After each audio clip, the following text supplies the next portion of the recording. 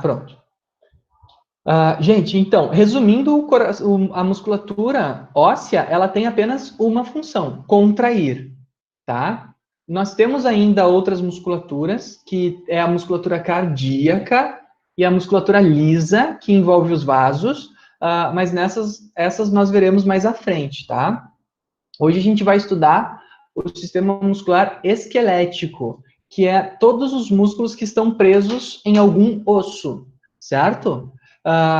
Que são basicamente todos os músculos que a gente conhece, com exceção do músculo do coração e os músculos lisos que envolvem os vasos, que envolvem o intestino, né? Que é a musculatura lisa, que é a musculatura responsável por circular cavidades do nosso corpo, né? Por todas as cavidades do nosso corpo são circuladas, envolvidas por musculatura. Então, os tubos vasculares, artérias e veias, né? Intestinal, o próprio estômago, né? São todos cobertos de musculatura lisa, mas hoje a gente vai ver a musculatura esquelética, que também é chamada de musculatura estriada, tá?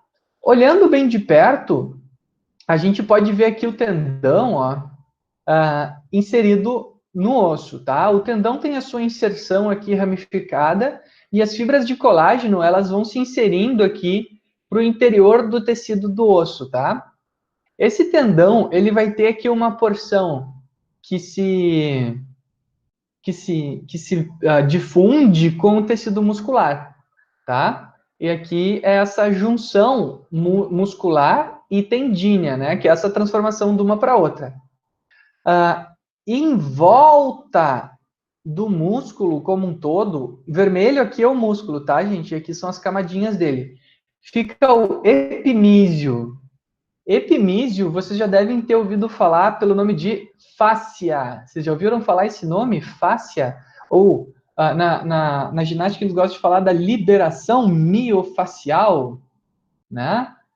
A fáscia é a continuação dos tendões que envolvem a nossa musculatura, né? E essa parte é bem bacana porque o músculo, gente, ele é muito peculiar no seu formato celular, tá?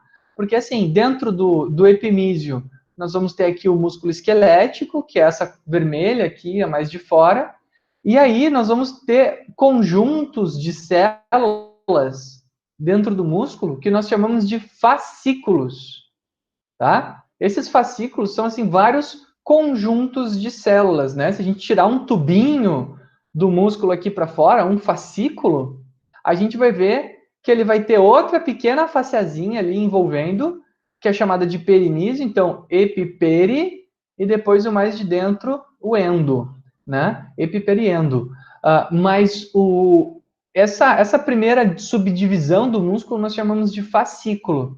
E dentro do fascículo a gente vai ter as células musculares. E olha que engraçada que é o formato da célula muscular. Diferente da célula tradicional que a gente estuda, né, que a gente desenha no quadro, que tem aquele formato de ovo frito, que é o formato das células normalmente endoteliais, né, células de tecidos que normalmente envolvem algum outro órgão.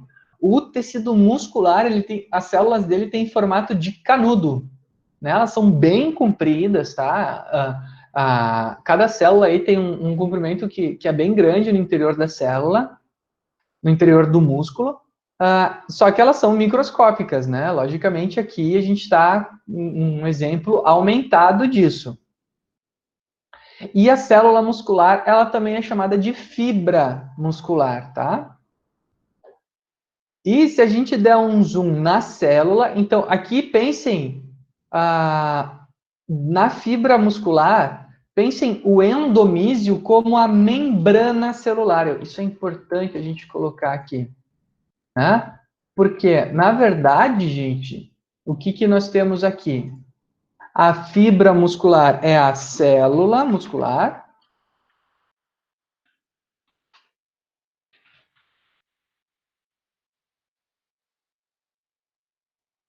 Nós temos aqui a célula muscular, então a fibra ela é nada mais nada menos do que a célula do músculo. O endomísio é nada mais, nada menos do que a membrana da célula. Então, a gente lembra bem, assim, daquela história da membrana, né, da célula, que é a responsável por cuidar das transferências, né? E aqui nós temos o núcleo celular, né? E o músculo, gente, é uma das poucas células que são multinucleadas. Ela não tem só um núcleo. O músculo não tem só um núcleo para cada célula. Cada célula pode ter uma dezena de núcleos celulares, ó. Se vocês verem aqui essa bolinha roxa, ela é um núcleo da célula. E aqui tem outro núcleo. E aqui tem outro núcleo. Então, cada célula dessas aqui com formato de canudo tem vários núcleos. E dentro da célula com formato de canudo, nós temos... O que a gente tem dentro da célula? Quem lembra o nome das unidades funcionais interiores à célula? Que nós temos vários tipos, né? Organelas. Boa, Fran. A Fran é a que está acordada hoje aqui. As organelas, né? Então, a principal organela do músculo é a miofibrila, que é um tipo de fibra, um filamento, né? De organela contrátil, né? Que faz parte da categoria dos citoesqueletos. Por exemplo, a actina e a miosina, que são as proteínas que nós conversamos na nossa primeira aula, mais de um mês atrás, quando nós falamos de citoesqueleto. Vocês lembram do citoesqueleto? Né? Que a gente comentou dos centríolos, nós conversamos sobre os filamentos intermediários, né? Sobre os vários tipos de filamentos que nós temos que fazem parte do citoesqueleto. E olha só que curioso, no músculo, quem faz ele contrair é o esqueleto dele, que são esses filamentos internos que nós chamamos de citoesqueleto, né? Por mais que a gente chame de esqueleto dentro da célula, não significa que eles sejam rígidos, tá, pessoal? O citoesqueleto, ele pode ter movimento, ele pode ter a capacidade de se mover, que é o caso do músculo, né? Onde ele se move e gera a contração muscular, que é o que nós temos, tá? Então, o endomísio é a membrana, o núcleo aqui, e o sarcoplasma, sarco vem de músculo, então é o plasma, o sarcolema é o interior aqui, e a membraninha dele. Então, e a miofibrila é a organela. Tá? Então, a gente consegue ter essa organização do músculo, assim, olhando ele como se fosse uma célula, né? Que é o que ele é, na verdade. Tá? Então, isso aqui é tudo dando um zoom, assim, indo cada vez mais profundamente. E se vocês olharem bem de pertinho aqui dentro de cada organela, nós vamos ter esses espetinhos aqui, né? Esses tracinhos, que são as unidades funcionais musculares que a gente vai ver mais para frente, que é o sarcômero. Ômero vem de medida, né? Então é a menor medidinha dentro do sarco, que é a célula muscular, certo? A gente vai agora ver isso um pouquinho mais específico. Eu vou diminuir esse aqui. Vou deixar ele grandão aqui mesmo. Pode ser útil. Vou deixar ele grandão aqui.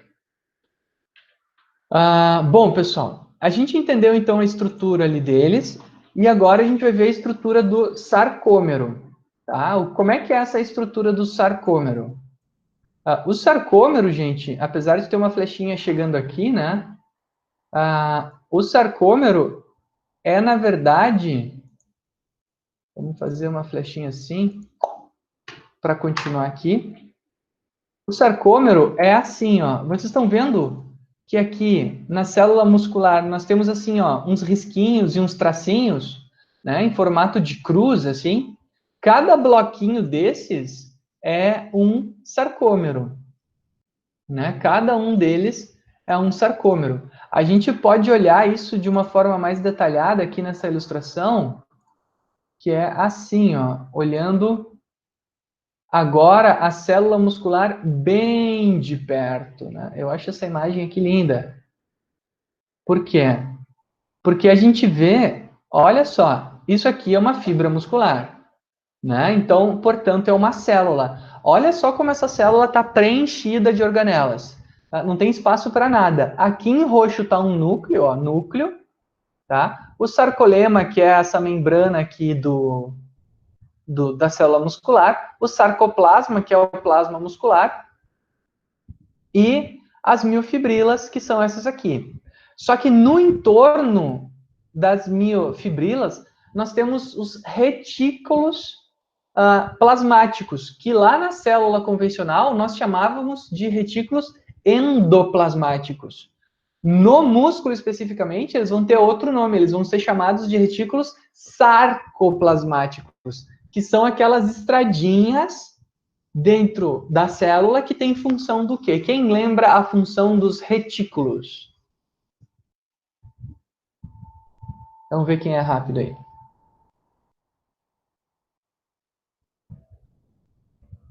Qual a função dos retículos? Ele tem a função de transporte de substâncias, várias substâncias. Perfeito. Perfeito. Tanto carboidratos, gorduras, proteínas, né? Íons.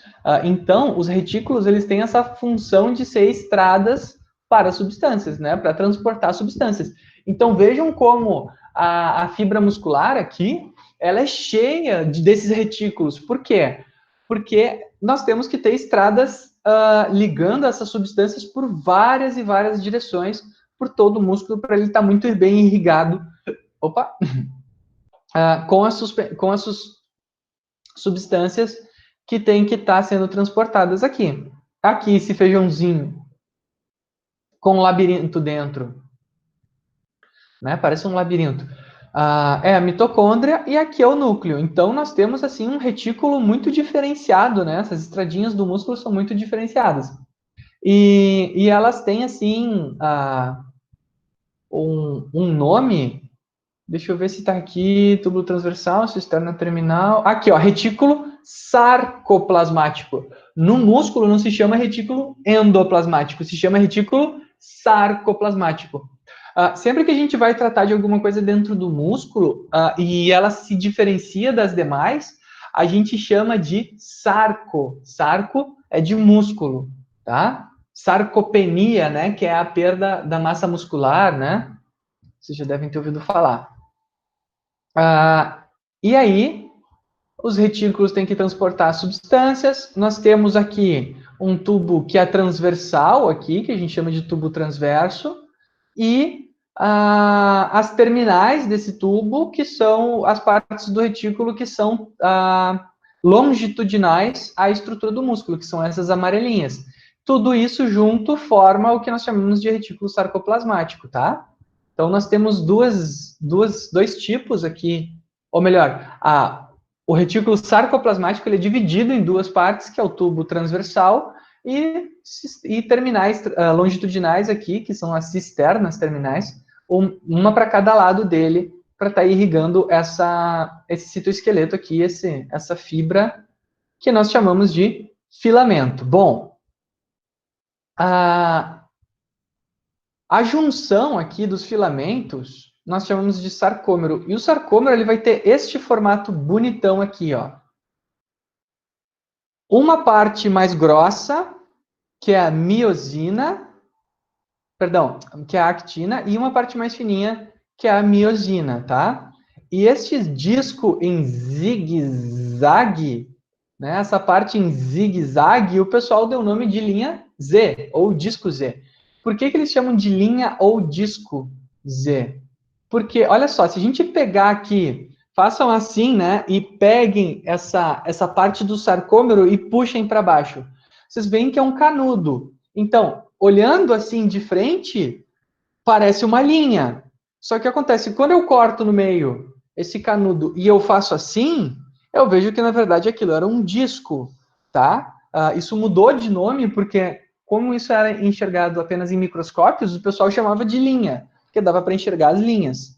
Depois, quando eles acabaram refletindo mais sobre isso e viram que, na verdade, isso era uma estrutura tubular, né? Daí eles chamaram de disco, porque o que eles vinham antes uma linha, né, assim, né? Ó, vocês veem assim, uma coisa assim, vocês só enxergam riscos, por exemplo. Quando a gente faz assim, a gente vê que é um disco, na verdade. Então, virou o disco Z. Z por quê? Porque ele faz esse zigue-zague. Na verdade, isso aí tem um motivo, porque é uma palavra em alemão que batizou isso aí, mas ela é mais legal chamar assim, mais fácil de lembrar. Bom, e essas são as proteínas aqui que são fundamentais para o funcionamento, tá?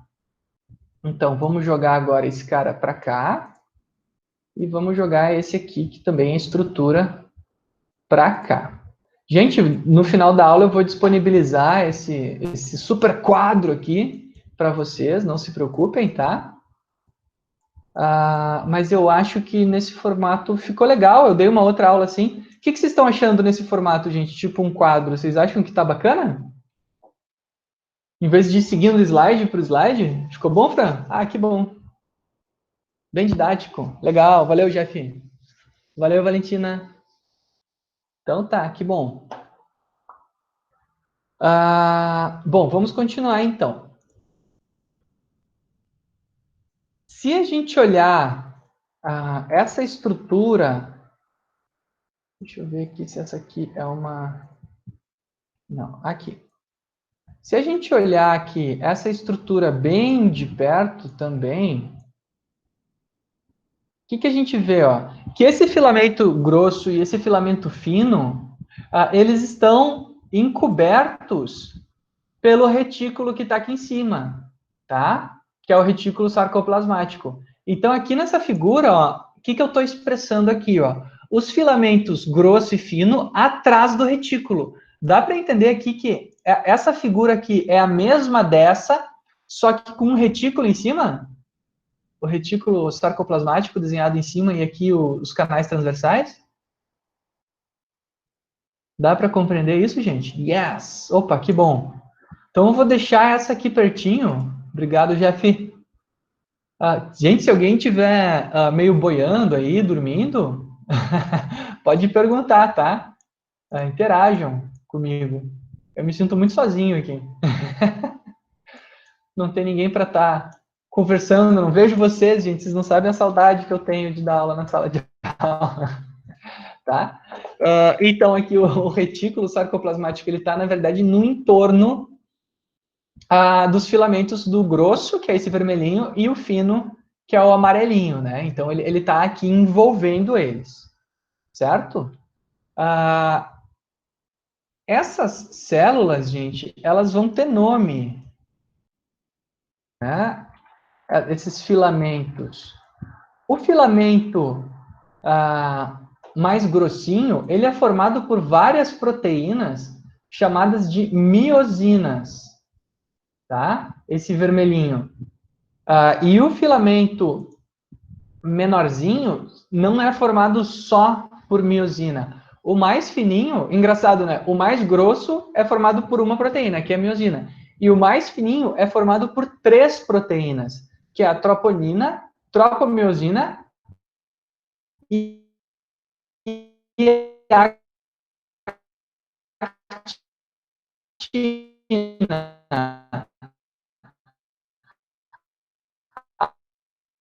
A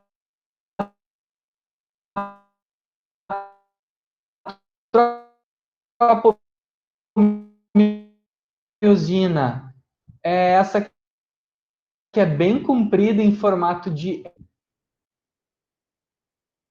se liga com a tropomiosina. Então, nós temos aqui quatro proteínas: miosina, actina, troponina e tropomiosina. Certo? Então, isso aqui é um detalhamento, né, dessa mesma figura aqui. Então, aqui a gente tem, assim, expresso das três formas, né? Os filamentos e a sua relação com o retículo sarcoplasmático e os filamentos e o detalhamento das suas proteínas, tá? Então, eu vou fazer aqui umas flechinhas, assim. Essa amarela é aqui, essa aqui.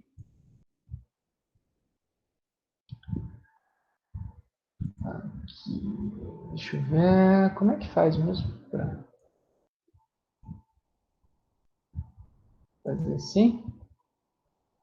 Ali. A amarelinha é essa aqui. E a vermelha é esta aqui.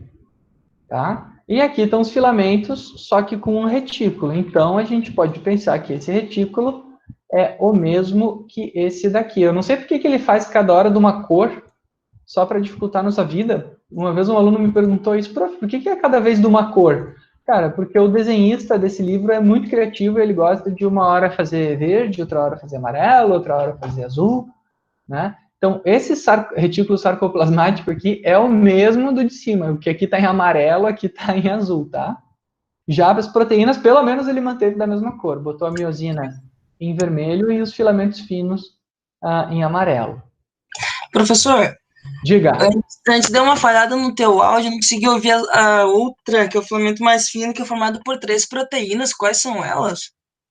As proteínas, as 3 proteínas são actina, troponina e tropomiosina. São 3 proteínas que o filamento fino é formado, tá? A actina são essas bolinhas amarelas, a tropomiosina, ela tem formato de hélice, e a troponina, elas são essas 2 bolinhas aqui, que ficam presas na tropomiosina.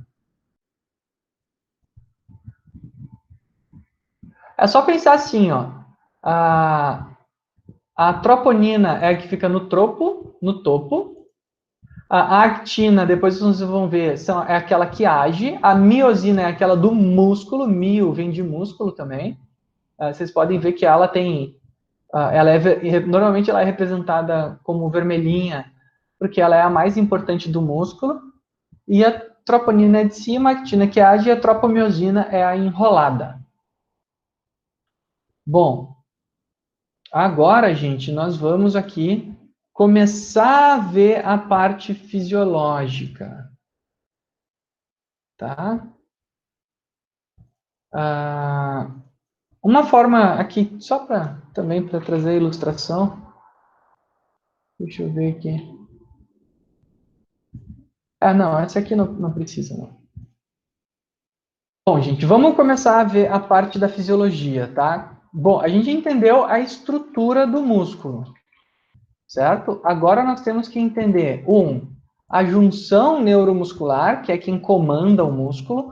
O músculo, ele sempre vai ser comandado por um nervo, um neurônio, tá?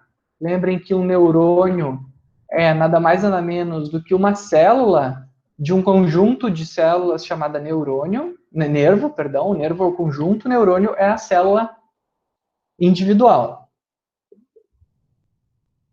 E ela vai dar o comando para essa célula contrair. E aqui ela está representada, ó, em amarelo. Vocês enxergam que aqui está chegando, ó, uma artéria em vermelho, ó, um vaso capilar, na verdade, né? Porque está diretamente próximo às células. E aqui em amarelo está o neurônio. Então, todo músculo ele vai ter vascularização e inervação. Tá? Todo músculo vai ter vascularização e inervação. Então, a gente pode olhar bem de pertinho essa junção ali. Né? Como é que é essa junção? Bom, vamos ver aqui a junção. Vou começar aqui de cima. Ó, o que nós temos aqui? Ó? Aqui é um neurônio, uma célula motora, né? Aqui é o axônio do neurônio, que é a parte final dele. Ele se espalha assim pela célula e ele vai ter várias junções aqui, ó, do músculo com o neurônio. A gente chama de junção neuromuscular. Muito criativo o nome, né? A junção do músculo com o neurônio a gente chama de junção neuromuscular, tá? E no final ele vai ter um bulbo, uma bolinha aqui que a gente chama de bulbo terminal, né? Que é o bulbo final aqui do neurônio. Então na junção vai ter um bulbo terminal e uma junção aqui nessa parte mais enrugada do músculo. Vocês podem ver que aqui nesse corte do músculo ele está bem enrugado. Aqui é uma célula muscular, as miofibrilas. Esqueceram de desenhar o núcleo aqui, mas também teria os núcleos, né? E aí, o que, que acontece lá perto na junção muscular, neuromuscular? Gente, seguinte, no neurônio, né, aqui eu estou dando um zoom nessa zona aqui, ó. Então, a gente vai dar um zoom ali e a gente vai ver o seguinte, que lá no neurônio, nós temos aqui várias pequenas bolhas que a gente chama de vesículas. Vocês devem lembrar lá em célula que nós chamamos as bolhas de vesículas. E aqui dentro dessa vesícula a gente tem um neurotransmissor. Esse neurotransmissor é o neurotransmissor que a gente chama de acetilcolina. Então tem várias vesículas, certo? Cheias de acetilcolina. E essa acetilcolina, ela vai ser liberada aqui nesse espaço, essa fenda, onde vai ocorrer a sinapse do bulbo do neurônio com a plaquinha terminal aqui do músculo, né? Essa região enrugada, tá? Essa junção aqui vai ficar encharcada de neurotransmissores chamados de acetilcolina. A acetilcolina, se a gente der um zoom agora mais perto aqui da fenda, a gente vai ter uma imagem assim, ó, bem pertinho agora da junção, né? Reparem que nós temos aqui a vesícula soltando os neurotransmissores. Aqui é a fenda, que é o espaço entre os dois. Por que chama fenda, gente? Porque o neurônio nunca encosta o músculo, tá? O neurônio ele nunca encosta no músculo, ele sempre está numa distância microscópica, assim, mas ele não encosta. Isso é muito interessante. Vai liberar todo esse neurotransmissor aqui, que é a acetilcolina, e a acetilcolina vai se ligar aqui aos seus receptores de acetilcolina, que são essas proteínas de membrana aqui chamadas de receptores de acetilcolina. Tá? São as proteínas receptoras.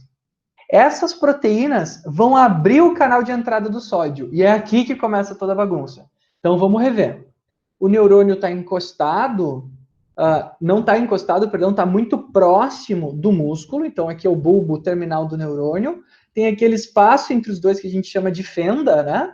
Então, uma fenda onde vai ocorrer a sinapse, a fenda sináptica, e aí o que acontece? Ele solta pequenas bolhas de neurotransmissor acetilcolina, e a acetilcolina vai se ligar, isso aqui é tudo enrugado, assim, né? Enrugadinho, assim, e vai se ligar ali em proteínas que servem para receber a acetilcolina.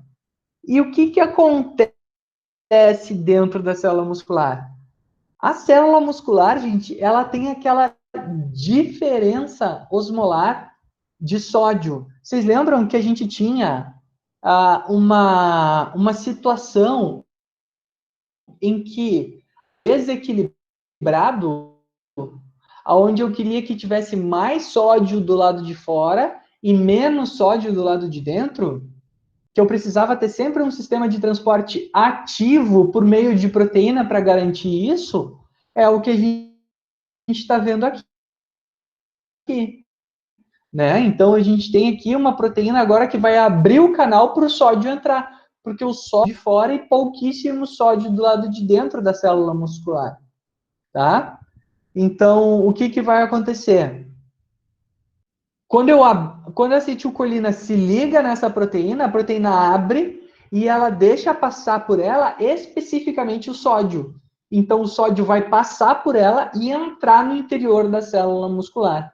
Então, lá dentro da célula muscular, agora, nós teremos uma entrada de sódio. Certo? Então, vamos fazer aqui, botar essa figurinha aqui. E botar, assim, a junção neuromuscular aqui. Então, o neurônio, que são basicamente 3 etapas, né? Liberação de acetilcolina. A acetilcolina se junta à proteína, canal de passagem de sódio, e o sódio entra para dentro, que vai iniciar agora um potencial de ação aqui dentro do músculo, tá? Que é a parte mais interessante da fisiologia muscular.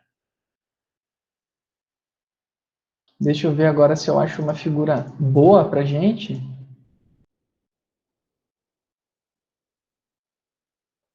Então, gente, vocês lembram quando a gente comentou que existia uma vontade de uma coisa estar do lado de fora e uma vontade da coisa passar para o lado de dentro? A gente chama isso de potencial, tá? Essa entrada de sódio vai iniciar um potencial de ação na membrana do sódio. Tá? Esse potencial é o que a gente chama de potencial de ação, porque significa que algo vai acontecer agora na célula muscular. Tá? Então, o que acontece? Tem a membrana, assim, do músculo, né? E aqui o neurônio.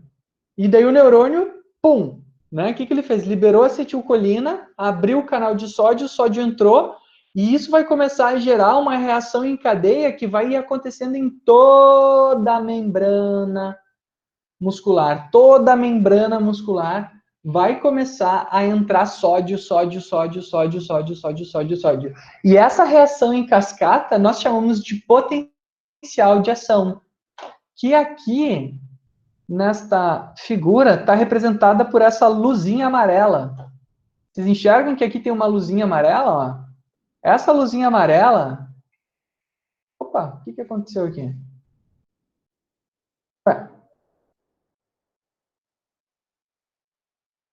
Gente, que coisa estranha.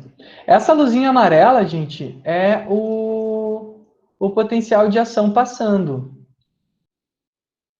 Tá?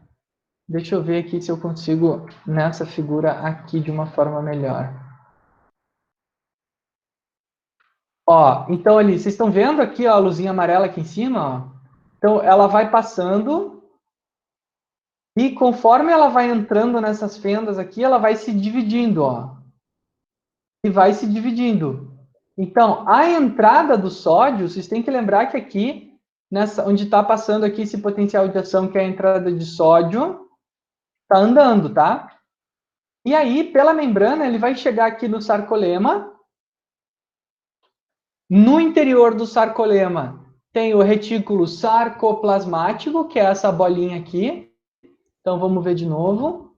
Ó, então, ele está andando pela membrana do músculo, que é aqui o sarcolema, né? E andando pelo interior do músculo, pela membrana do músculo, uma hora ele vai chegar aqui, atravessando esses tubos transversais e vai entrar para dentro do sarcoplasma. E ali ele vai encontrar esses caras aqui, ó, que é o retículo sarcoplasmático, certo? Que aqui nessa figura aqui está representado como essa bolinha aqui. Então, aqui a gente tem o sarcolema, o retículo sarcoplasmático, e aqui as proteínas, o filamento grosso e o filamento fino. Então, a gente vai ter mais ou menos isso aqui, ó. Eu vou cortar aqui. E é como se nós tivéssemos isso aqui acontecendo, ó. O sódio passando e está aqui o retículo sarcoplasmático dentro da célula. A gente tem que pensar isso aqui tudo, de novo, por mais que esteja de cor diferente. Ai, que raiva que eu tenho desses caras que desenham livros, sabe? Por mais que eu ame os desenhos deles, eu não sei por que às vezes eles esquecem de fazer as coisas tudo da mesma cor. Então, sabe o que eu vou fazer? Eu vou pintar isso aqui. Felizmente, eu consigo aqui mexer no PowerPoint e vou conseguir fazer isso de uma forma que fique bem didática. Vamos deixar esse aqui mais escuro. Que vai... Opa! Aqui. Assim.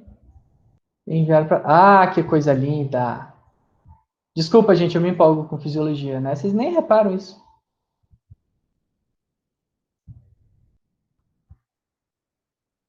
Ó, então, olha só, não, parece que foi o cara do livro que fez esse desenho aqui. Olha só, gente, então, o que eu fiz aqui, ó? Eu juntei as duas figuras, é como se as duas figuras fossem uma só. Né? Dá para entender, ó, gente, que aqui é a membrana do músculo, isso aqui é uma célula muscular, né? e ali dentro está o retículo sarcoplasmático. É como se essa bolinha aqui fosse essa bolinha aqui. Né? Deu para entender isso, moçada? Vamos ver se tem alguém acordado aí para me responder que deu para entender ou não. Bah, prof, não entendi nada. O senhor está falando grego. Sim! Deu sim, Fran. Pô, que bom. Essa é a vantagem de ter o quadro, porque daí eu faço o desenho tudo da mesma cor e a gente entende. Mas aqui a gente tá se virando. Olha só. E aí, o que a gente viu? Que tem aqui os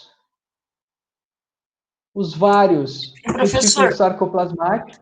Diga.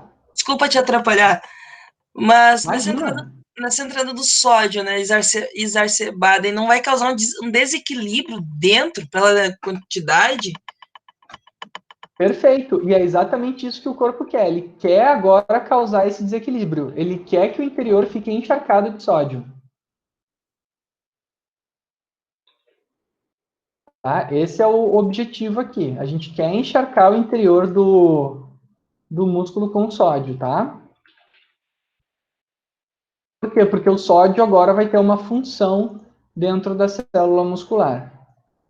Tá? Vocês devem ter reparado que eu reproduzi aqui a célula várias vezes. Não é à toa, tá?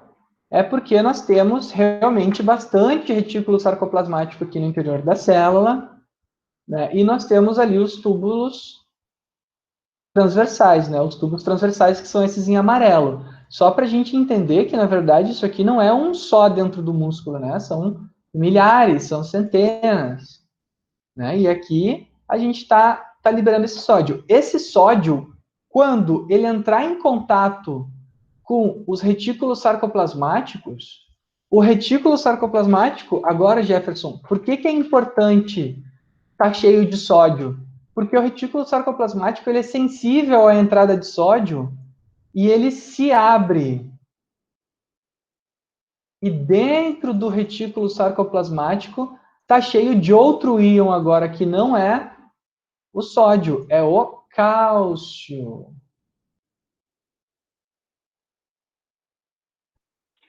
Então eu preciso ter essas bandeirinhas. Bandeirinhas eu quero dizer o quê? Esses íons, né, sinalizadores, o sódio aqui ele está funcionando como um sinalizador, Jefferson, para que o retículo sarcoplasmático agora libere esse cálcio que está dentro dele no interior da célula muscular, né? Porque assim, o que acontece? Os retículos eles são estruturas para transporte de substâncias. O tubo amarelo, como é o nome? O tubo amarelo aqui é o tubo transverso, tá? Ou túbulo transversal, tá? Que é esse aqui, que está em branco aqui, o túbulo transversal. Aqui está o retículo sarcoplasmático. E aqui está o detalhamento dele de novo, ó. Os retículos sarcoplasmáticos e os tubos transversos, tá? Aqui está ele resumido, ele chama de túbulo T, tá? Mas eu prefiro chamar de transverso para a gente entender que ele é um túbulo que é transversal e nós temos os túbulos longitudinais que a gente chama de retículo sarcoplasmático. Bom, imagina, Eduardo, estou aqui para ajudar, hein? Olha só que fera isso aqui. Esse cálcio todo vai ser liberado e o cálcio ele tem um papel fundamental aqui porque ele vai interagir com as proteínas, tá? Então, aqui vocês enxergam o cálcio saindo do retículo sarcoplasmático, aqui o tubo transverso aqui está expresso só como um buraco, tá? Mas na verdade ele é um canal também. E aqui o cálcio agora sendo liberado, indo em direção às proteínas musculares, ó. Então aqui está a proteína actina, troponina, tropomiosina, e em verde aqui está a miosina, tá? Bom, que são, na verdade, as proteínas que estão aqui entrelaçadas nos retículos. Eu vou pegar agora uma figura melhor, mais detalhada. Deixe-me ver.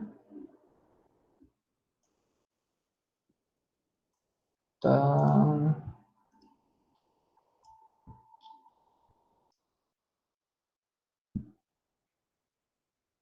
Aqui, essa aqui tá bem boa.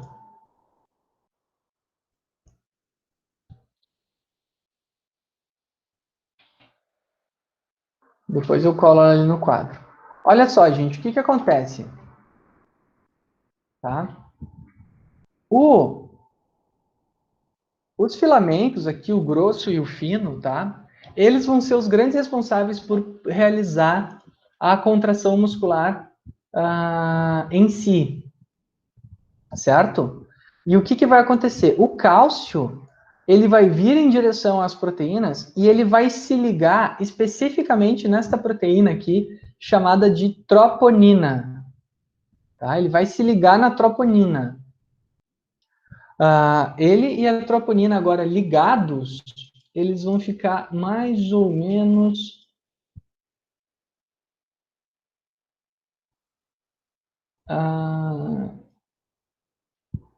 gente, é uma figura diferente da outra que eu tenho aqui.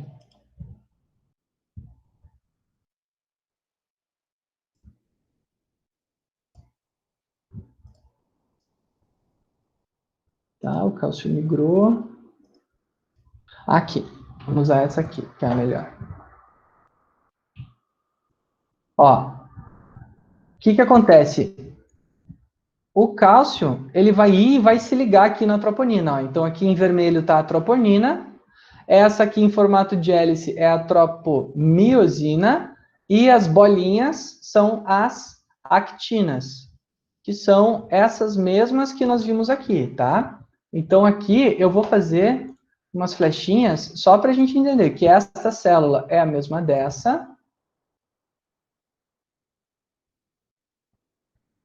Perdão, essa proteína, né?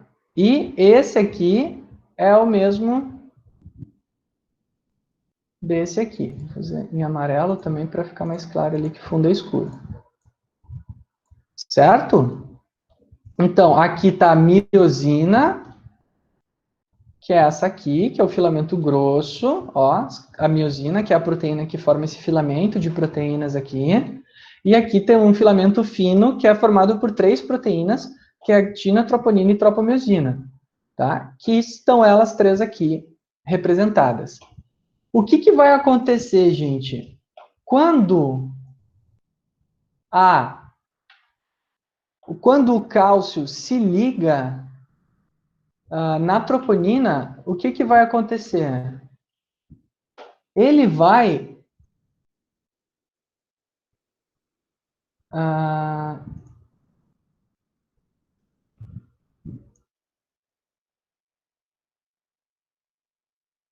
quando o cálcio se prender aqui na troponina, o que que ele vai fazer? Ele vai mover. Vocês enxergam que a actina se moveu? Ó, aqui está a troponina, a tropomiosina e a actina. Quando o cálcio vem e se liga aqui, ó, agora o cálcio está aqui. O cálcio é o que tinha saído lá do retículo sarcoplasmático em direção às proteínas que formam os filamentos.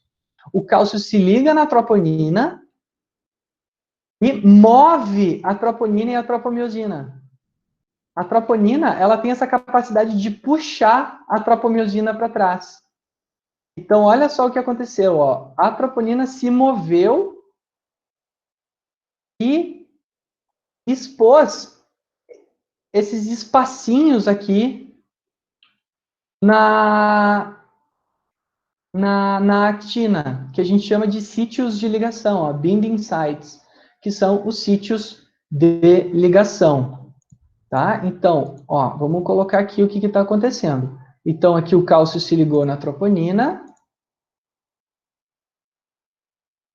Aqui, o cálcio se ligou na troponina e ele vai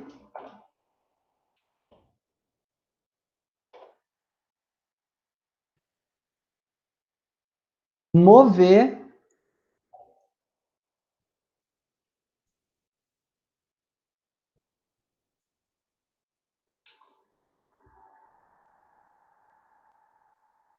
a tropomiosina. E vai ficar uma coisa mais ou menos assim. Né? Então, antes, a troponina estava numa posição e depois ele ficou noutra posição, expondo os sítios de ligação da actina. Quando os sítios de ligação da actina ficam visíveis, o que acontece? A miosina vai se ligar a ele. Tá? Como que isso vai ser? Assim, ó. O cálcio se liga, expôs o sítio de ligação, e a miosina se liga ali, ó. Vai grudar. Quando ele gruda, é como se fosse uma mão, assim, ó. Deixa eu ver aqui, cadê minha câmera, gente? Aqui. Ó, o que vai acontecer? Vamos pensar aqui, ó. Esse braço aqui é o filamento espiralado de actina com a tropomiosina em cima, tá? Então, a gente imagina assim, vou pegar um fio aqui de celular, que a gente tem aqui a tropomiosina enrolando o meu braço assim, tá? Opa! Enrolando o meu braço. E aí o que acontece? Quando o cálcio vem e se liga, o que ele faz? Ele desenrola aqui e expõe o meu braço. Quando ele expõe o meu braço, a miosina que está aqui embaixo esperando para segurar o meu braço, pega e se prende. Porque eles têm uma atração muito grande. E aí o que acontece? Quando ela se liga, ela pega e faz assim, ó, e puxa para trás. Que é o que vai acontecer aqui na figura aqui da tela, ó. Pum, puxou ela para trás, ó. Vocês reparam que ela tá indo para trás e para frente, ó? Eu estou arrastando o filamento de actina por cima do filamento de miosina. Né? Então, são 3 etapas ali que acontecem. Ó. O cálcio se liga, a troponina se move, libera os sítios de ligação da actina pelo movimento da tropomiosina, e a miosina se liga e contrai, e puxa. Tá? Faz esse ato de puxar aqui. Que é o que eu vou colocar agora aqui. Vai ser tipo uma história em quadrinhos o negócio aqui.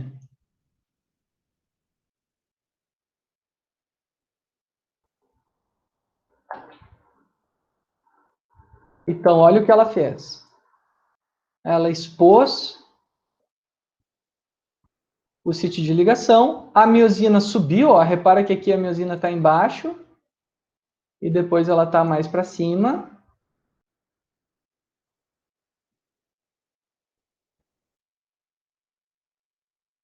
Tá? Então, ela subiu, se ligou aqui no filamento de actina e puxou ele para trás. Então, fez aqui um movimento de tração, puxou ele para trás assim, nessa direção, como se fosse um braço puxando. Quando eu puxo a miosina para cá, gente, para que serve toda essa história? Vocês enxergam que os filamentos de miosina e de actina, eles são sobrepostos, eles estão assim, ó. Então imaginem esse aqui sendo a miosina, sendo o filamento grosso, e esses dois aqui o filamento fino. Eles estão sobrepostos.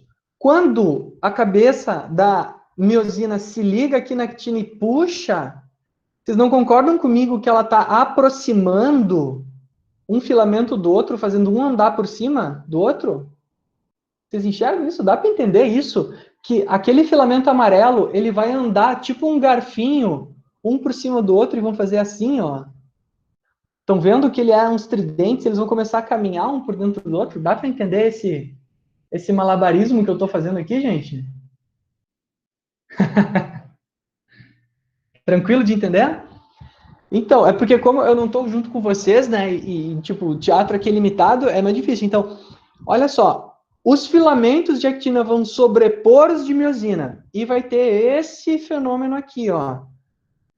E se a gente pensar que isso são filamentos, e eles estão deslizando um por cima do outro, vem o nome dessa teoria da contração, que a gente chama de teoria dos filamentos deslizantes. Por quê? Porque ninguém viu até hoje isso acontecer. Isso só foi provado por meio de experimentos, experimentos, experimentos.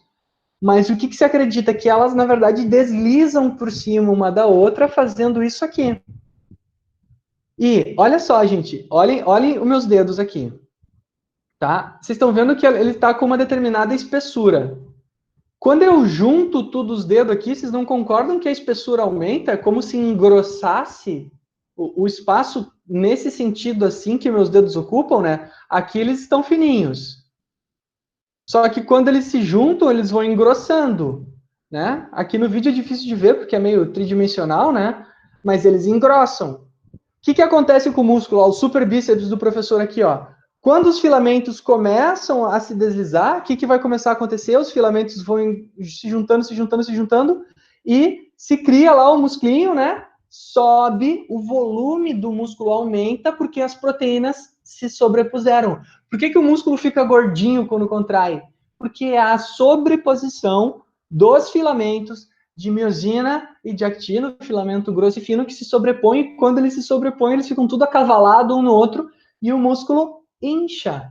Quando contrai, né? Quando ele contrai, ele fica assim, mais para cima, assim, no super bíceps do prof aqui não dá para ver, né? Mas aí do Jeff daria para ver melhor, né, Jefferson? Então é mais ou menos isso que acontece, tá? Eles se sobrepõem e acabam aumentando esse comprimento, essa área transversal, mas o comprimento dele vai diminuindo, né? O comprimento diminui e o tamanho engrossa, porque os filamentos estão começando a se sobrepor, tá? Gente, que horas são? Nossa, já são 15 para as 9. Vamos lá. Professor, vai. Deixa eu te fazer uma pergunta, até um pouco de. Pode ser uma. Como é que eu posso dizer? Uma pergunta. Sei lá como falar, mas enfim. Como é o processo das câimbras? O que acontece? Deu câimbra. O que é dentro do músculo? Não sei se eu estou adiantando essa pergunta que tu ia falar antes, depois, não sei. Mas é uma dúvida que eu tenho desde fundamental, praticamente.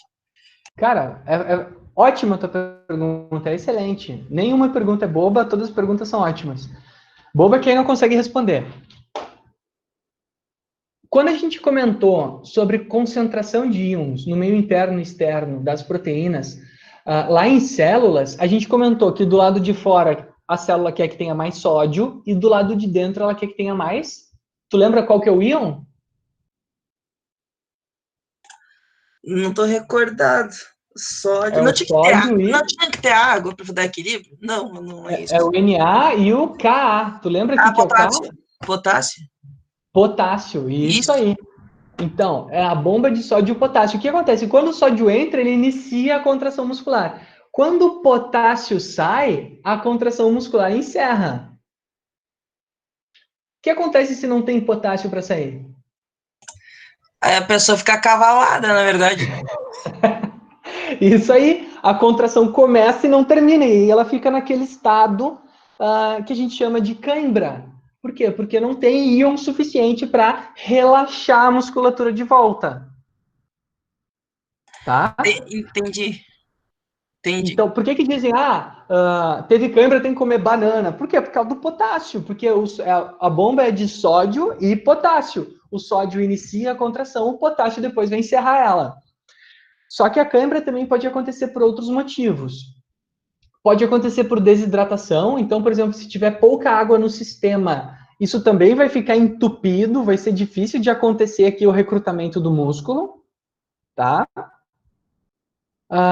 Então, pode ser por falta de sódio, por falta de potássio, por falta de água, por falta de sódio também, a falta do sódio também pode levar o músculo à cãibra, pode acontecer por falta de cálcio, ou, como é o que a gente vai ver agora, de uma molécula que nós chamamos de ATP, que é a molécula de energia. Quando eu estou muito fadigado, eu também posso ter cãibra, porque a ATP não está funcionando adequadamente. Então, a cãibra, o motivo mais comum é o potássio, mas ela vai ter várias relações aqui também com a ATP, o sódio, o cálcio, vários íons são responsáveis por estar atuando na contração muscular. Então, a cãibra ela é nada mais nada menos do que a contração que não encerra pela falta de íons. Daí a gente tem que alongar o músculo à força para acabar a cãibra, não é? Que é mais ou menos o que a gente faz. Diz assim, alonga, alonga, que daí passa a cãibra. E ela tende a diminuir os sintomas se a gente alongar bem, sim. Bom, o que acontece, gente? Olha só. Quando a miosina se liga na actina, ela tem ligada nela aqui, vou substituir a imagem aqui agora. Professor, Olha, ai, foi o colega dele, me esqueci o nome dele, ele fez uma pergunta de tá escrita. Até gostei, eu também tinha essa dúvida aí também, só que ele botou escrita aí, acho que foi o do... deixa eu ver. Aqui, a Fran perguntou, toda vez que realizamos algum movimento isso acontece? Sim, todas as contrações são esse monte de ações químicas. Aqui, ó, do flexionar um dedo ao estender o joelho, esse monte de reação acontece em questão de milionésimos de segundos, assim, milésimos de segundo. É incrível a gente imaginar que é um monte de reação ao mesmo tempo acontecendo. Cara, para mexer os músculos da face, os músculos da boca, cada um são, na verdade, pontes de actina e miosina contraindo e relaxando, né, puxando e soltando o músculo para gerar a contração. Ó. Então, contrai e relaxa, né? Então, isso acontece em todos os músculos do nosso corpo, tá? Vamos ver se tem mais pergunta aqui.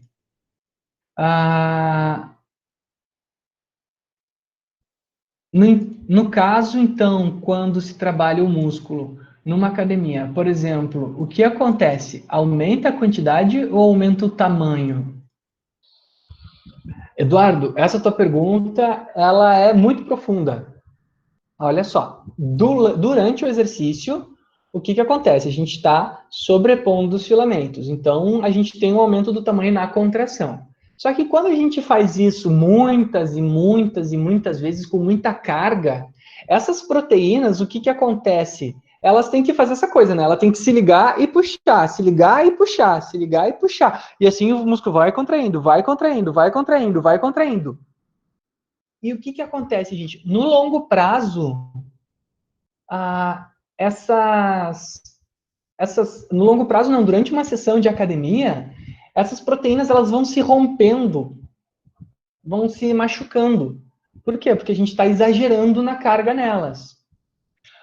Como é que a gente chama esse rompimento das proteínas? A gente chama de microlesão. A microlesão é essas proteínas se desorganizando e o sarcoplasma começa a extravasar, começa a ter toda uma bagunça nessas células de tanta força que tu está fazendo.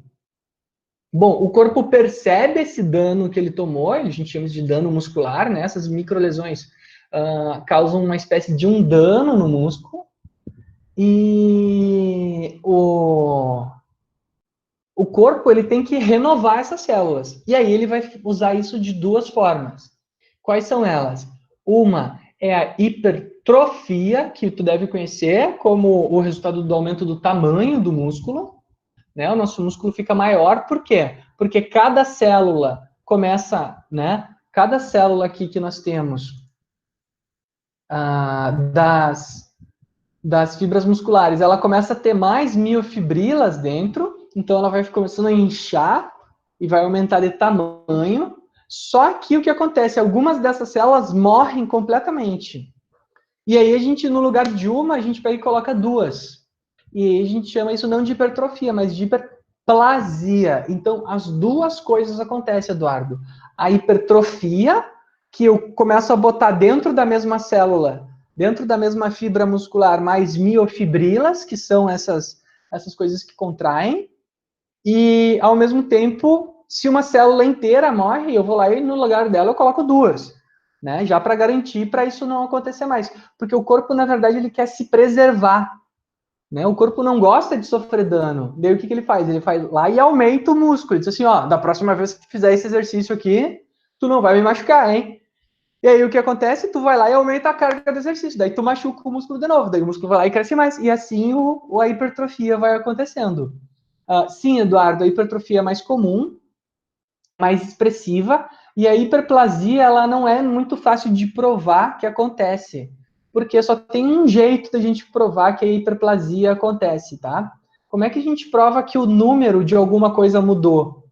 É contando quantas coisas a gente tem. Como é que a gente faz para contar quantas fibras musculares a gente tem dentro do músculo? É bem simples. Tu pega o teu músculo, tira fora, disseca ele e conta quantas tem.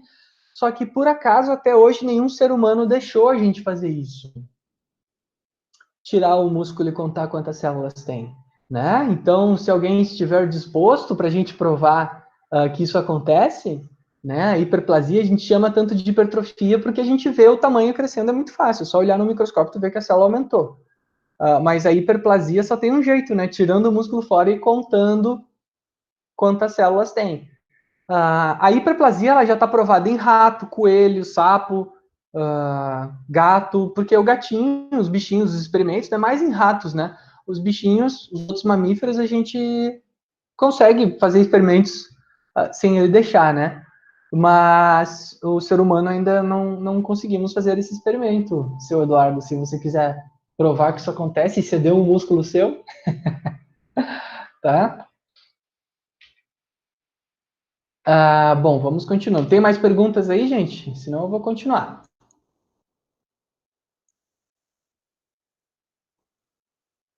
Então, vejamos aqui. A ATP, bom, vamos desde o início, né?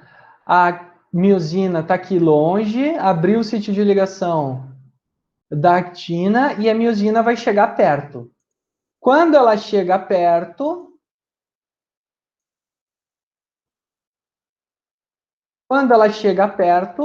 o que acontece? A molécula de ATP, que estava aqui dividida em ADP mais P, ela vai perder o potássio e vai perder o ADP. Quando ela fizer isso, ó, é que ela vai realizar a tração. Então, aqui, ó, eu estou gastando a minha energia. Ó. Repara que para fazer essa tração, eu tive que gastar a minha ADP mais P. Tá? Então, a ADP mais P está aqui. Eu vou pegar aqui outra figura agora. Que vai ser, deixa eu ver, essa aqui.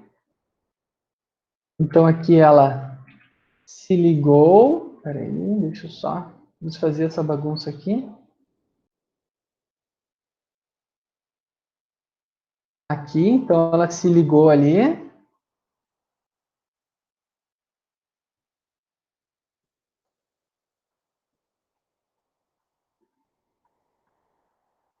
Quando ela se liga, ela vai perder o ADP mais P. Então, vou fazer agora uma outra flechinha. Essa flechinha aqui vai ser roxa, porque ela está dizendo que esse cara aqui está se mexendo. Contorninho branco para ficar parecido aqui. E a ADP mais P vai cair fora aqui da proteína de miosina, né?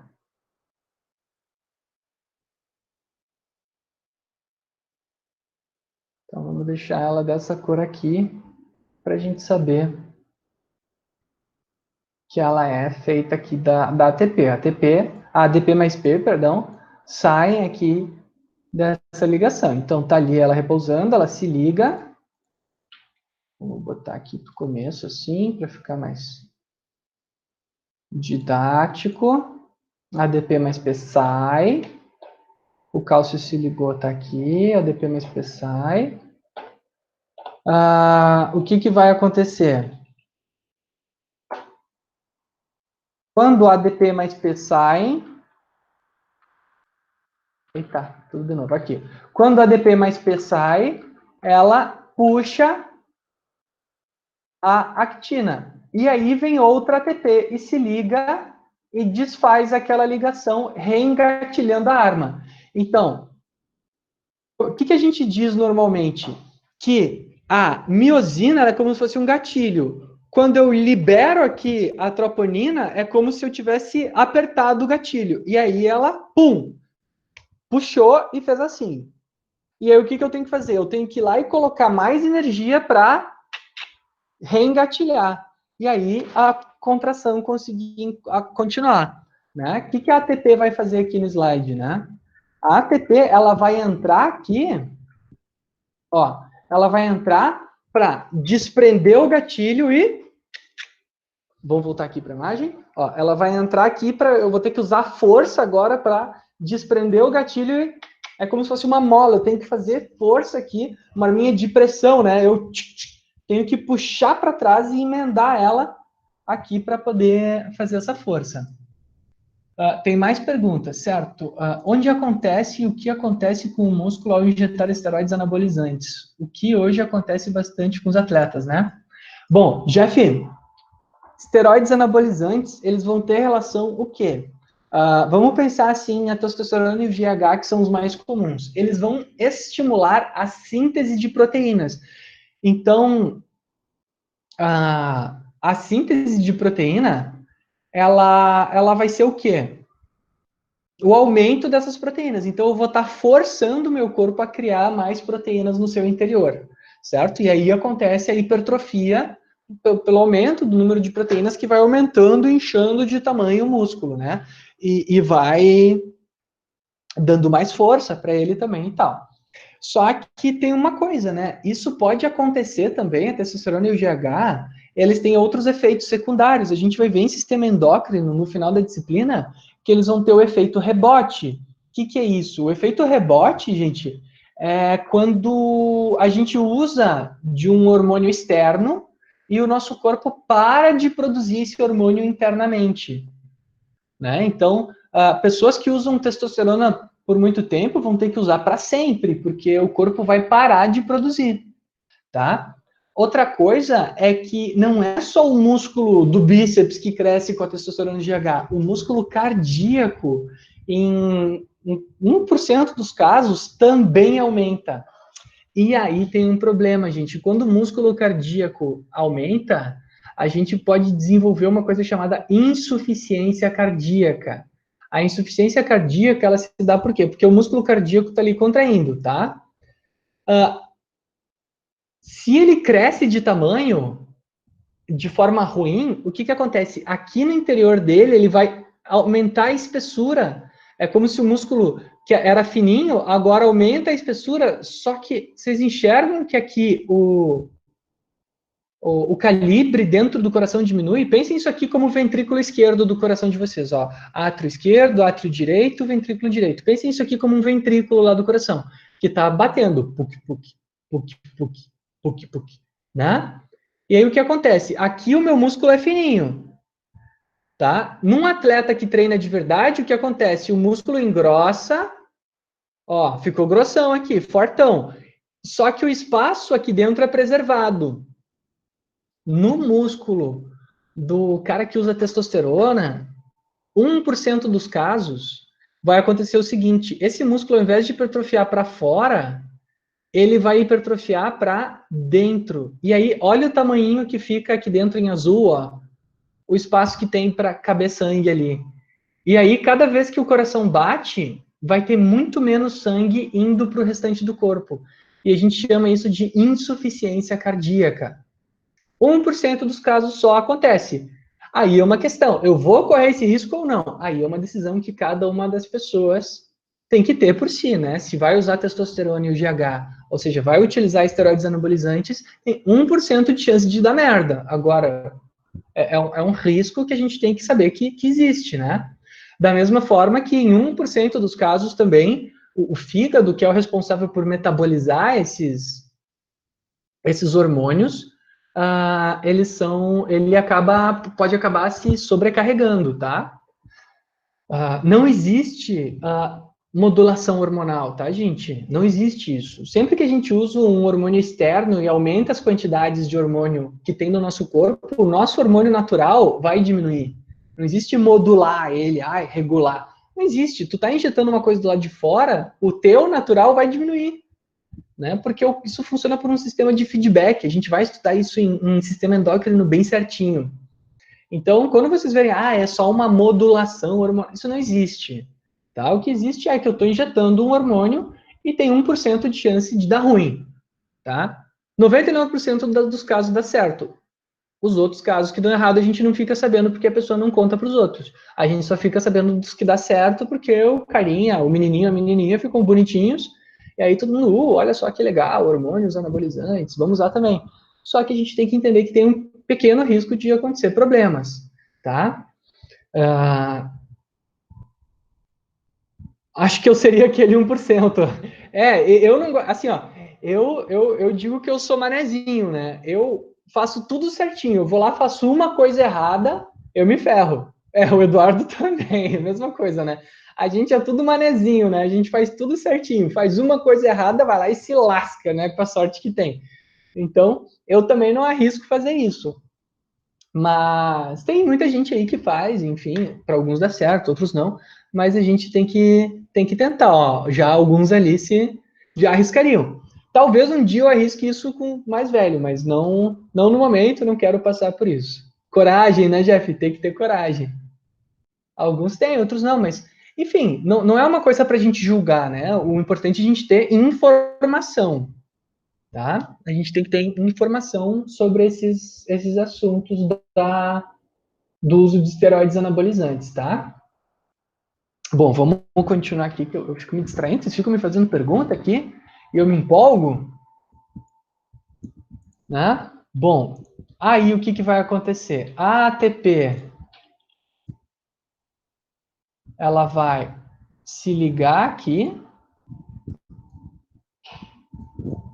e no momento que ela se liga na miosina, ela desprende a miosina da actina. Então, aqui está ADP mais P, ADP mais P sai, e a cabeça, e a ATP se liga aqui. Vamos agora fazer uma flechinha da ATP chegando. Olha a ATP chegando aí, gente. E aí vai acontecer isso aqui. Pum, tá se ligando aqui.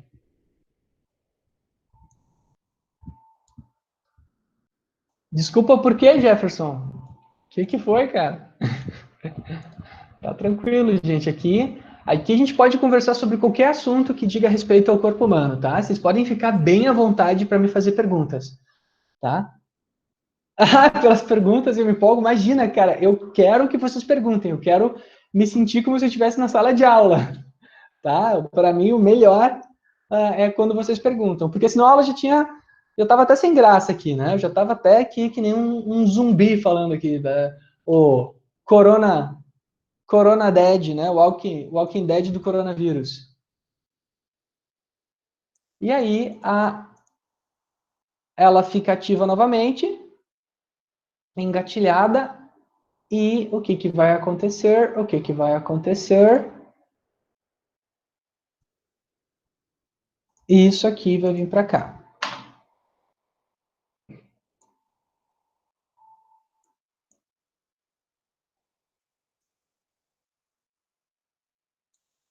E o ciclo vai começar todo de novo.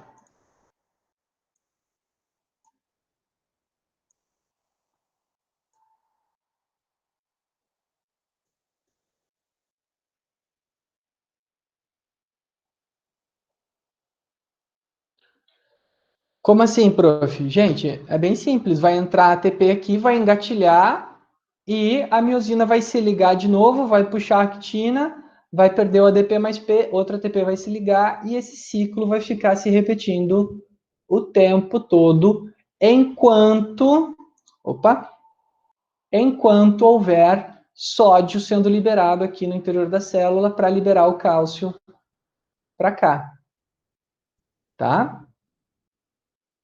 Aqui vamos colocar o cálcio para ficar mais claro. Vamos fazer ele uma bolinha de cor verde.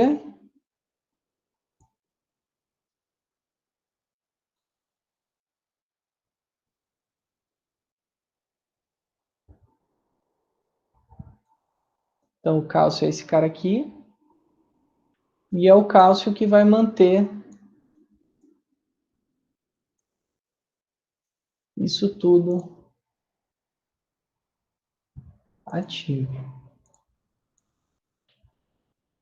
Enquanto tiver cálcio chegando pela ação do sódio, que foi liberado aqui no interior da célula, a contração vai continuar acontecendo e o músculo vai encurtando. Quando eu encerro a disponibilidade de acetilcolina por causa do sistema nervoso central, que vai fazer o neurônio parar de funcionar, o músculo vai relaxar.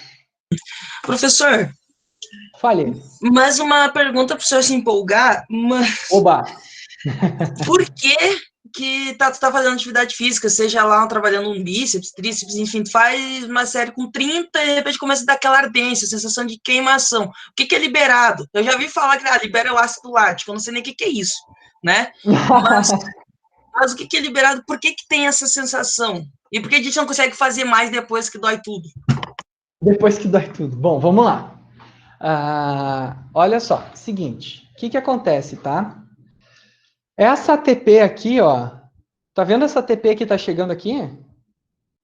Ela não vem do nada, tá? Ela não vem do nada. Ela vem da nossa célula produtora de energia. Era exatamente a próxima coisa que eu ia falar aqui. Célula não, a nossa organela produtora de energia. Tu lembra qual que é a nossa organela produtora de energia, Jefferson? As mitocôndrias, isso?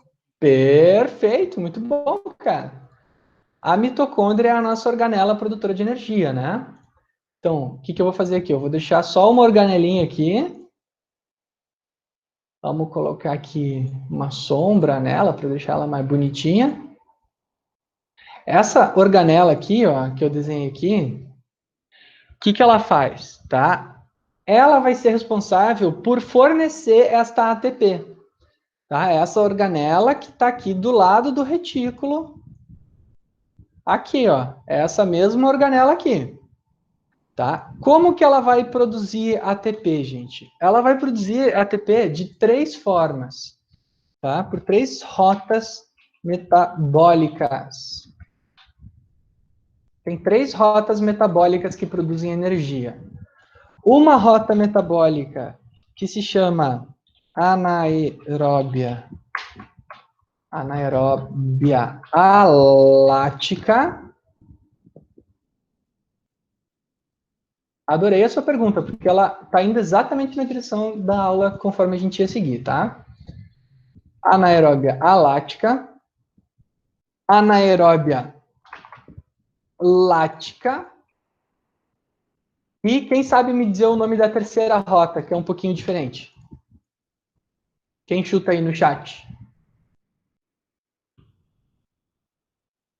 Como é que é o nome da última rota?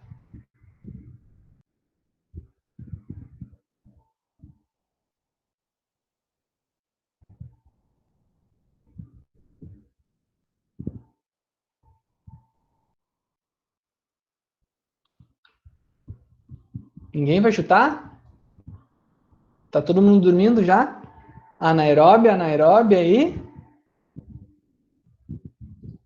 Barbada, gente. Aeróbia. A última rota metabólica é a rota aeróbia. Cada uma dessas vai ser utilizada num tipo de esforço, tá?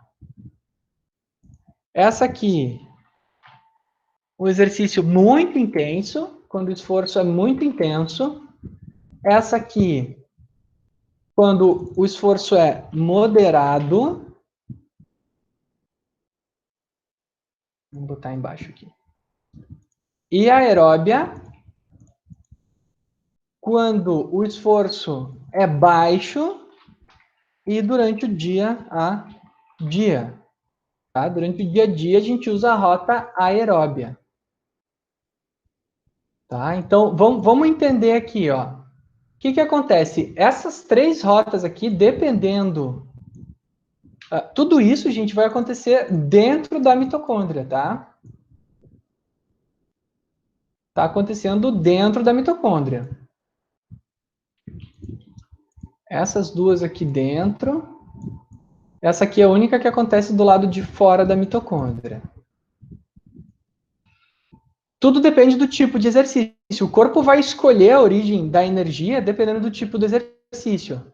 Tá? Por quê? Porque essa aqui produz bastante ATP, essa é moderada e essa aqui produz pouca ATP. Só que o que acontece? A anaeróbia alática, ela vai ter como resíduo o lactato, ou ácido lático, tá? Que depende da onde a gente está falando que ele está. Esse resíduo, ele vai diminuir o pH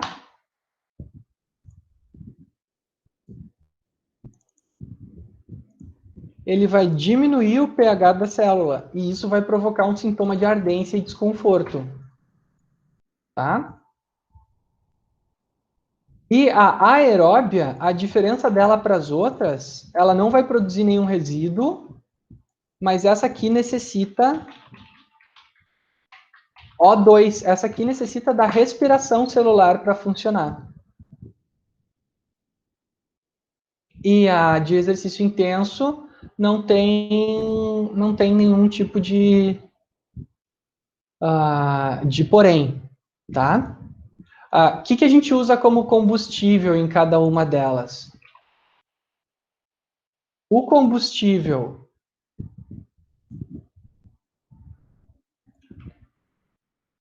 da anaeróbia alática, vocês já devem ter ouvido falar desse suplemento, é a creatina fosfato. Ou só creatina, né? Mas o nome correto é creatina fosfato. A anaeróbia lática, ela produz por meio do glicogênio muscular. Ou glicose, são carboidratos. E a aeróbia, ela pode produzir tanto por meio do glicogênio, que é o nosso carboidrato, como ela pode produzir por meio de gorduras ou por proteínas também. Tá? Então, aqui nós temos 3 caminhos principais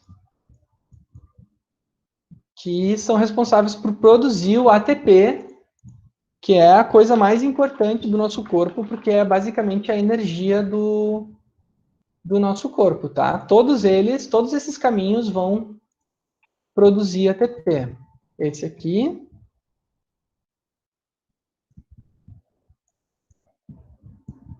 que depois vai ser enviado ali para o interior da célula muscular. Esse aqui,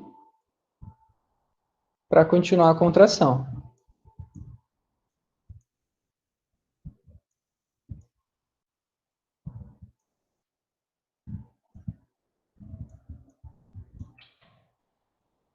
E a aeróbia também vai produzir ATP.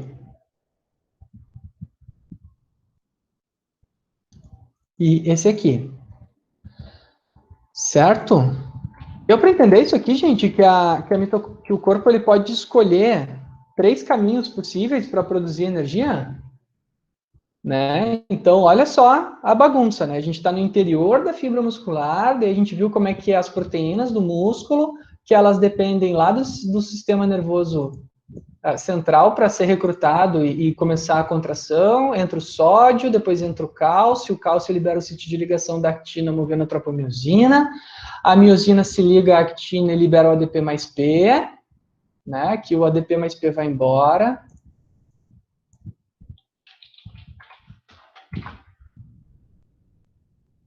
Aqui o ADP mais P vai embora, daí vem o ATP e se liga, e aí o ATP aqui, se vocês repararem, aqui ele está ATP. Quando ele vai aqui para próximo, ó, aqui ele vai engatilhar ele, quando ele vem para cá, ele transformou-se, ele foi quebrado e se transformou, né? Aqui ele fez essa coisa aqui, ele foi transformado em ADP mais P. Então, ATP se transforma em ADP mais P aqui nesse processo aqui, ó. O ATP está aqui e aqui ele virou ADP mais P, tá? Da onde vem esse ATP todo? O ATP, ele vai vir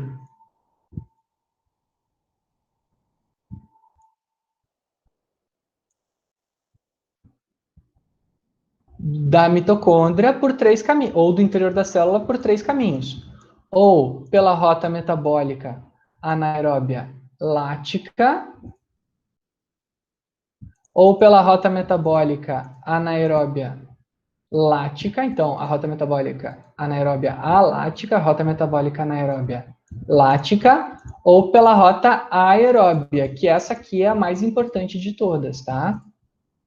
Vou até botar ela de cor diferente, porque ela funciona nos exercícios de baixa intensidade ou do dia a dia. E o que causa esse sintoma de dor ali no Jefferson quando ele treina é a liberação de lactato que vai diminuir o pH, ou seja, vai deixar o interior da célula ácido. Tá?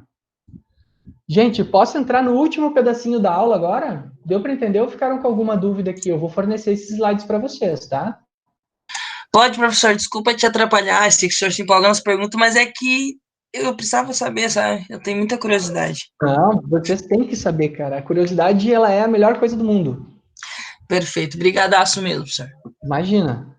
Bom, vamos agora só entender a rota metabólica aeróbia. Por que que ela é a mais importante, tá, gente? Porque ela é o que a gente chama de a respiração celular. Tá? Ela é o que a gente chama de a respiração celular.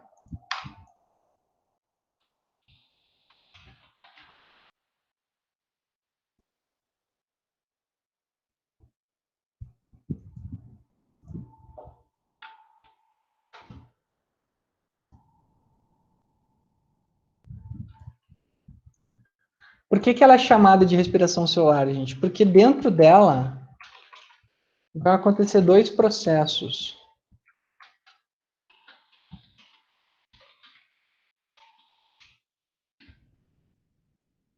Um se chama ciclo de Krebs e outro se chama cadeia de transporte de elétrons.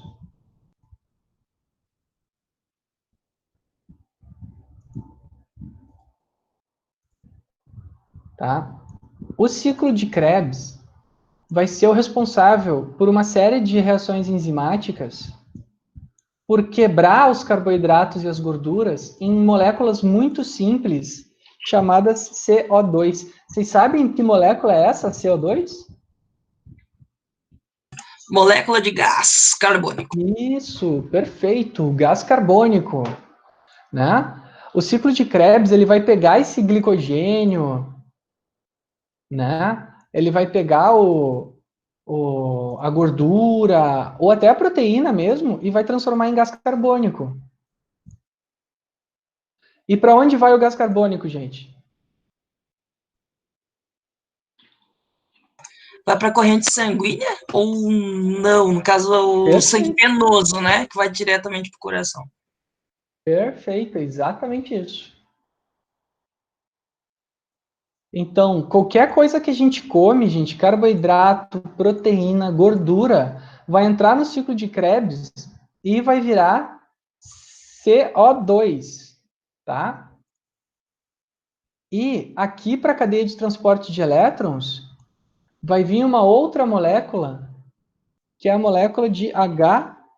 O que é a molécula de H+? É a molécula de hidrogênio.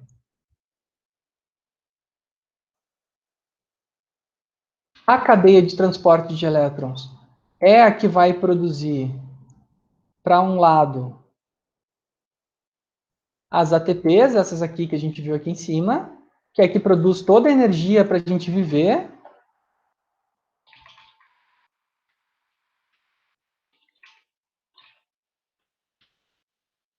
Tá? Toda a energia para a gente viver vai ser produzida aqui pela cadeia de transporte de elétrons.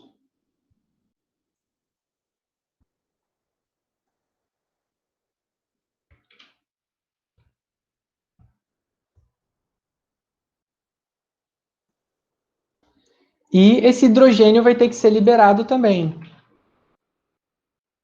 Gente, com que molécula vocês acham que o corpo vai ligar o hidrogênio? Com oxigênio ou não? Perfeito. Cara, tu tá afiado hoje, hein, meu? Tá mandando muito bem. Tô com saudade das aulas de química. Aí, ó. Que legal, cara. Então, a gente vai juntar o hidrogênio com o oxigênio. Então, duas moléculas de hidrogênio e meia de O2, meia de gás oxigênio, vai se formar H2O. Né? Por isso que a rota metabólica a aeróbia necessita do oxigênio, porque lá no final ela vai receber aqui o oxigênio para formar água no final. E aí no final a gente forma água. É que nem um motor a combustão que forma água no final e fumaça. Tá? O nosso corpo ele é igualzinho a um motor a combustão, que forma gás carbônico e água. Vocês sabiam que o carro de vocês solta água pelo escapamento, vapor d'água? E que aquilo que vocês enxergam no inverno saindo do escapamento dos carros não é a fumaça, é o vapor d'água que vocês enxergam? Tem fumaça ali também, mas a fumaça a gente não enxerga. A não ser se o carro tiver com o motor muito velho e solta aquela fumaça preta. Mas aquela fumacinha branca que sai do escapamento, aquilo é vapor d'água da queima da gasolina, que é um tipo de carboidrato aqui, tá?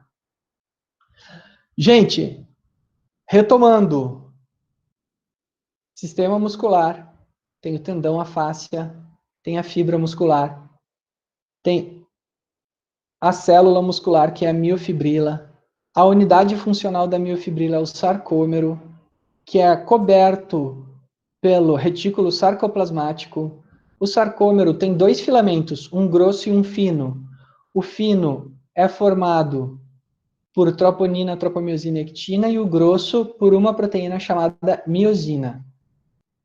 Como é que isso funciona? O sistema nervoso central vai recrutar o músculo por meio da liberação de acetilcolina. A acetilcolina libera o sódio vem até o retículo sarcoplasmático e libera o cálcio se une à troponina, que move a tropomiosina, abrindo espaço para a miosina se ligar aos sítios de ligação da actina. A actina vai se ligar à miosina, e a miosina vai perder o ADP mais P. Então, ela vai se ligar a um novo ATP, formado lá pela mitocôndria, e se a gente quiser continuar o exercício, esse ATP vai ser quebrado em ADP mais P, e a gente vai continuar a contração muscular. Como é que a energia essa é produzida, gente? Ela é produzida ou via aeróbia, que é a nossa energia para viver, que necessita de oxigênio, ou essas duas, que é do exercício intenso e do exercício moderado. A musculação é um exercício considerado moderado, tá? Apesar de ser de alta intensidade, ela usa essa rota aqui, tá? A rota aeróbia, ela tem duas etapas. O ciclo de Krebs e a cadeia de transporte de elétrons. O ciclo de Krebs produz fumaça e a cadeia de transporte de elétrons produz energia para a gente viver a nossa vida, muito bem, obrigado, e libera o hidrogênio no interior da célula, que se junta com o oxigênio e forma água.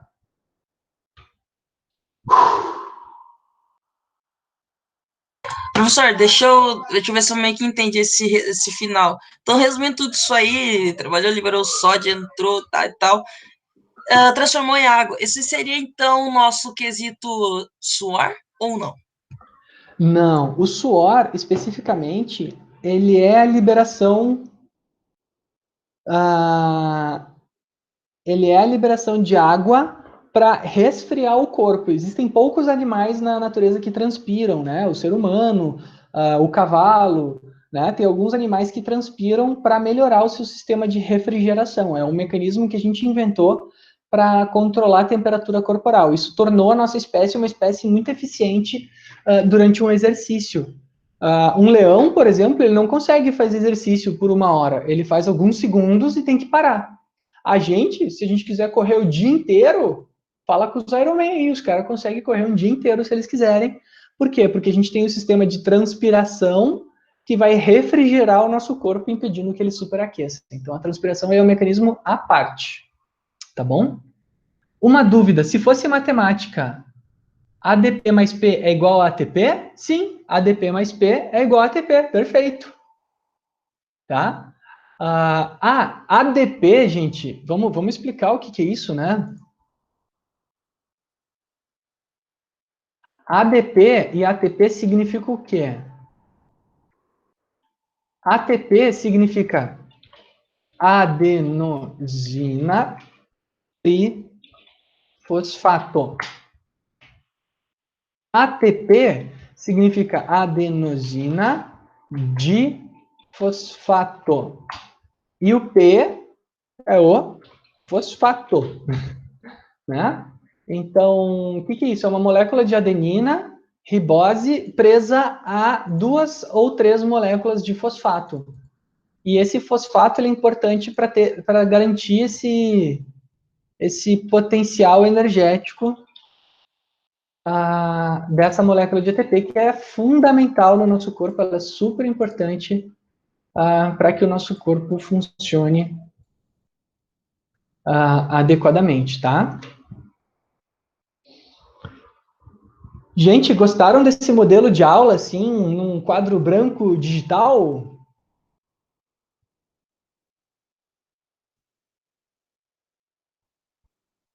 A gente precisa só a resenhar, né? Que bom, gente. O bom é que nessa forma de quadro que o senhor colocou ali, só para resenhar, para descontrair mesmo, dá para entender melhor a letra daí, no caso. Pô, ainda aproveitou para dar uma corneta, hein? Não, professor, não leva pro coração, Ok. professor. Não, imagina, adorei. A letra ficou um pouquinho melhor daí, né? Tem que enxergar o lado bom, né, Jefferson?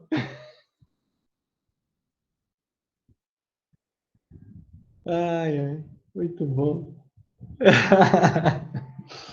Ainda toma uma corneta, né? Ô, Vamos ver aqui. professor, Curti pra caramba, o Jeff, a Valentina gostou, a Fran gostou também. Fala. mas o melhor aula assim, olha, tu é o cara, porque esses médicos, filho de umas mãe deles, deveria explicar dessa forma quando a gente chega no consultório e faz uma pergunta. Ele chega só com o negócio no cara e diz, ei, você toma um de clofenaco. Bom, e por que eu vou tomar um de clofenaco, entendeu? É xarope. Isso eu trabalhei em farmácia, eu ajudava meus pacientes, graças a Deus, muito bem, obrigado. Mas é Sim, chato tu ouvir isso do médico, entendeu? Ele não te explica as coisas, entendeu? Eu acho chato isso. é Cheguei verdade. semana passada já. Eu também acho. É verdade, eu também não gosto disso. É um problema que alguns profissionais em todas as áreas têm, né? Que eles ou não têm paciência para nos explicar as coisas, ou eles não sabem e não querem nos explicar, né? Por isso que eu disse, alguns profissionais em todas as áreas têm esse tipo de profissional, né? Assim como tem o nutricionista. Come isso aqui, assim, desse jeito, e é assim que tu vai fazer. Um nutricionista pode ser assim, um farmacêutico pode ser assim, toma esse remédio aqui, é esse aqui que tu tem que levar e vai embora. Assim como um médico também pode acontecer fazendo isso. Então, tem aqueles que têm um pouquinho mais de paciência e domínio para estar nos explicando, e outros têm um pouquinho menos. E isso aí, muitos têm, isso acontece, eu sei, é bem ruim mesmo, eu também não gosto.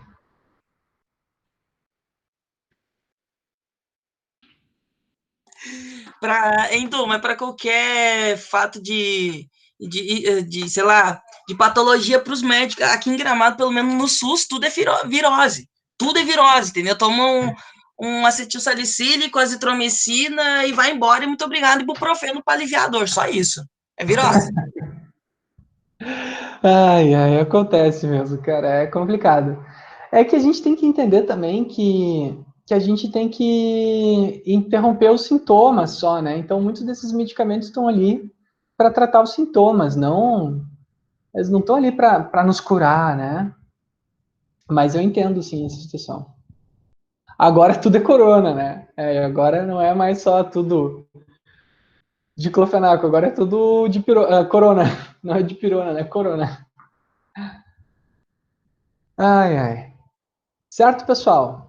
Então eu vou liberar vocês agora. Eu espero até sexta-feira estar postando os questionários dessa aula para vocês responderem, tá? E a resposta aos questionários vai valer como a presença dessa aula, assim como foi o questionário da aula passada. Espero que todos tenham feito, hein? Eu não olhei hoje, mas eu acho que espero que todos tenham feito. Certo? Um abraço, boa noite. Quem quiser fazer alguma pergunta, eu estou aqui à disposição. Valeu, Jeff. Tchau, tchau. Abraço, Edu. Tchau, Valentina. Boa noite, Bruna. Valeu, Milena. Tchau, tchau. Boa noite.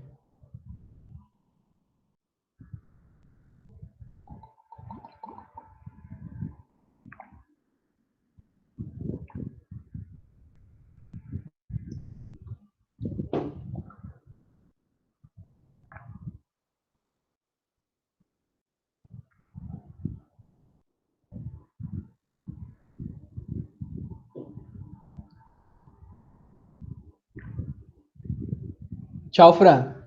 Boa semana para ti também, tá?